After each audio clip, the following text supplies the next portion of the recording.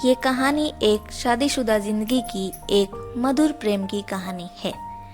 बहुत लोगों का मानना है प्यार सिर्फ और सिर्फ शादी से पहले ही होता है और शादी करने के बाद सब कुछ खत्म हो जाता है। दोस्तों, चलिए शुरू करते हैं आज की कहानी। एक शादीशुदा जिंदगी की एक प्यारी सी मधुर प्रेम कहानी, दो दिलों का मिलन।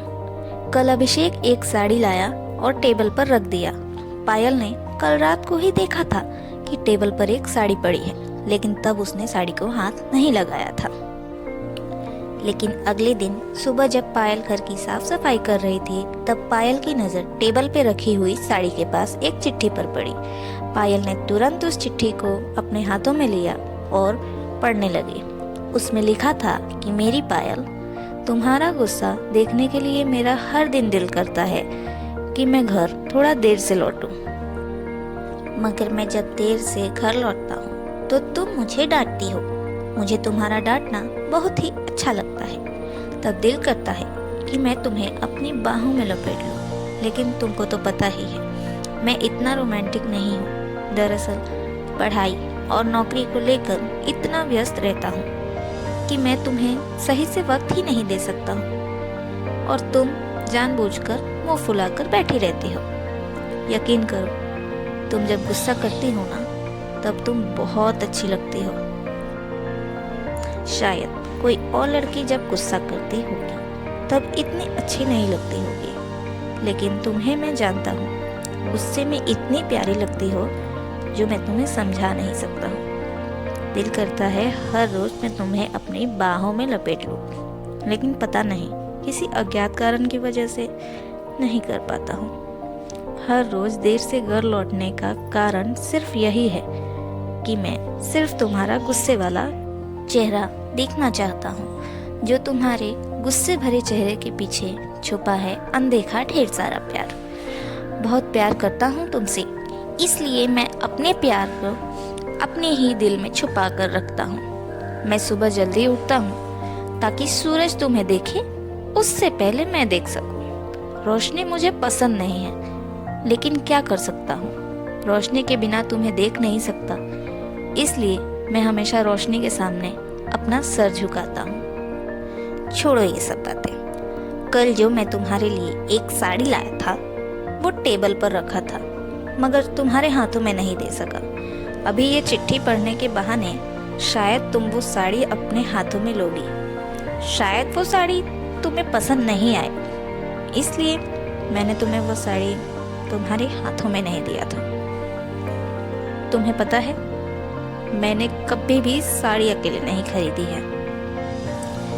माँ के लिए जब भी साड़ी खरीदने जाता था, तब भी माँ को साथ में लेकर जाता था। कभी भी अपने पसंद से साड़ी नहीं खरीद सका। शायद तुम्हारी पसंद के अनुसार साड़ी नहीं खरीद सका, इसलिए तुम्हें ना देकर टेबल पर रख दिया था।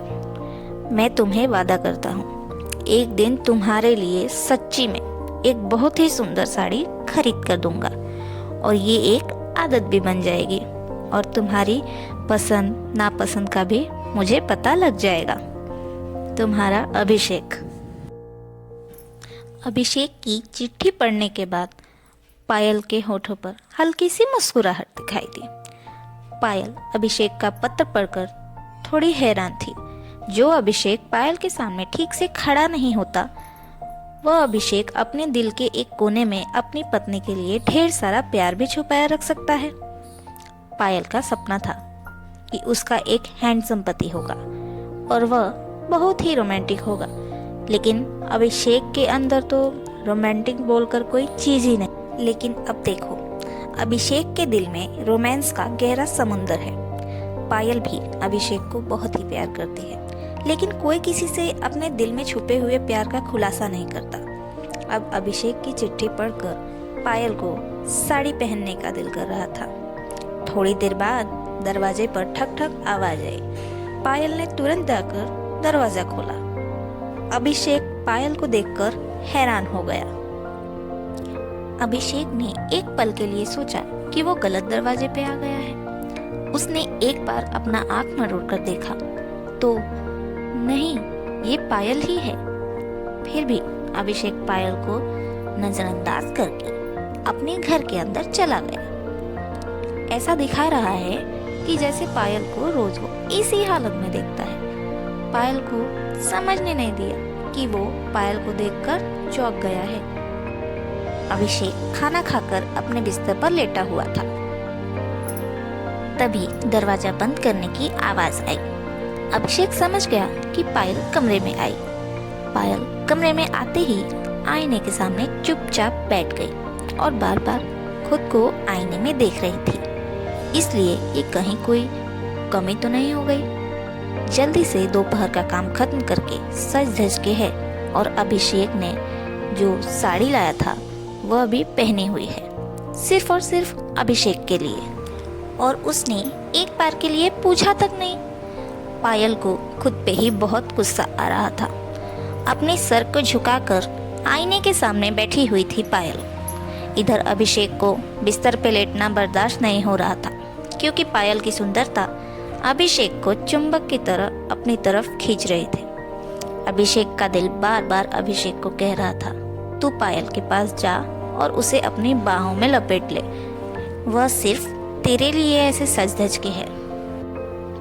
अभिषेक धीरे धीरे चलकर पायल के पीछे जाकर खड़ा हो गया। पायल समझ ही नहीं पाई कि कोई उसके पीछे खड़ा है। अभिषेक का दिल कर रहा था कि पीछे से पायल को अपने गले लगा ले, लेकिन एक अज्ञात कारण की वजह से वो नहीं कर पा रहा था।